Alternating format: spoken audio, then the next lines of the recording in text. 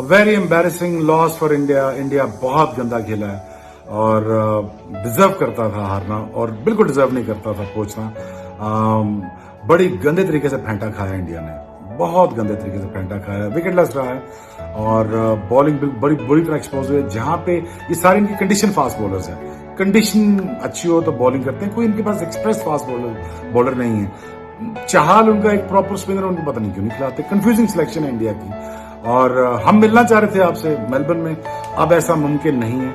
आप हमें वैसे मिलने आ जाए, वो हम हाजिर हैं, लेकिन इंशाल्लाह वो वर्ल्ड कप के फाइनल के बाद बात होगी।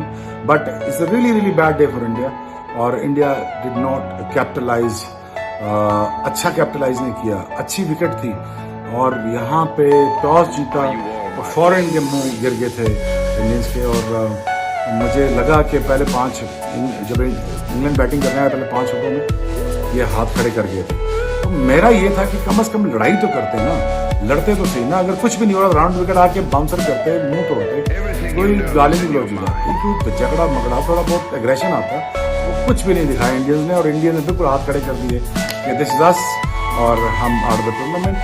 But lot to think about for Indian cricket. और यहाँ पे हार्दिक पांड्या एज कैप्टन आ गए, इमर्जिंग कैप्टन आए हैं फॉर न्यूजीलैंड। मुझे लगता है वो परमानेंट ना कहीं हो जाए।